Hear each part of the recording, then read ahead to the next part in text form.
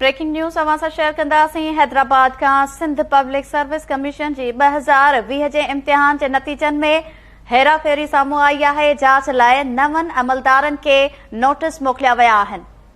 तफ़सील मालूम कंदासीं। लाइन ते मौजूद आहे KTN न्यूज़ जो रिपोर्टर असगर खाणोठी।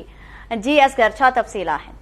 हाँ जी, बिल्कुल। सिंध पब्लिक सर्विस कमीशन जे चटाभेटी इम्तिहान 2020 जे नतीजनि में हेराफेरी जो मामलो साम्हूं आयो आहे। इन सिलसिले में तव्हां ॿुधाईंदा हलूं त सिंध हाईकोर्ट जी निगरानी कंदड़ टीम जॾहिं 2 जनवरी ते सिंध पब्लिक सर्विस कमीशन जे हेडक्वार्टर जो दौरो कयो हो त उन खां पोइ 5 मुलाज़िमनि खे मुअतल कयो वियो हो। जॾहिं त उन वक़्तु आला सतही कमेटी जोड़ण जो फ़ैसिलो कयो हो, जंहिंखां पोइ आला सतही कमेटीअ सुभाणे 9 अमलदारनि खे तलब कयो आहे जांच जे सिलसिले में, जिनमें डिप्टी कंट्रोलर शौकत उजण आहे, जॾहिं त एडिशनल कंट्रोलर इम्तियाज़ अहमद जागीरानी आहे, असिस्टेंट कंट्रोलर नूर मोहम्मद दर्स, सुपरीडेंट फारूक नूर खान, सुपरीडेंट मोहम्मद यूसुफ कलोड़ो, जूनियर क्लर्क शाहनवाज शाह ऐं ड्राइवर नज़ीर कलोड़ो ऐं नायब कासिद गुलाम अकबर अबरो आहे, जिन खे तहक़ीक़ात टीम जे आॾो सुभाणे तलब कयो वियो आहे। इन हवाले सां समूरनि मुलाज़िमनि खे नोटिसिस पिणु जारी कया विया आहिनि। जॾहिं तव्हांखे ॿुधाईंदा हलूं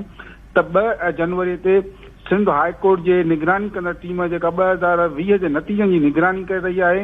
ऐं तव्हांखे ॿुधायूं त 2019 में सिंध हाईकोर्ट इन हवाले सां हिकिड़ो फ़ैसिलो ॾिनो हो, जंहिंमें इहो चयो वियो हो त सिंध पब्लिक सर्विस कमीशन जे चटाभेटी इम्तिहान 2020 जे नतीजनि जी निगरानी सिंध हाईकोर्ट कंदी ऐं उन सिलसिले में सिंध हाईकोर्ट जी टीम हलंदड़ नए साल में जॾहिं हेडक्वार्टर जो दौरो कयो त इहो नतीजनि में हेराफेरी साम्हूं आई आहे। जंहिंखां पोइ 5 मुलाज़िमनि खे मुअतल कयो वियो ऐं आला सतही कमेटी ठाही वई ऐं सुभाणे उन आला सतही कमेटी जेका हिन मामले जी जांच करे रही आहे उन्हनि 9 मुलाज़िमनि खे नोटिस जारी करे रहिया आहिनि। उन्हनि जो सुभाणे बयान रिकॉर्ड कयो वेंदो ऐं उन्हनि खे तलब कयो वियो आहे। जी, वॾी महिरबानी नाज़रीन। हैदराबाद खां असगर खाणोठी तफ़सील ॾिना आहिनि।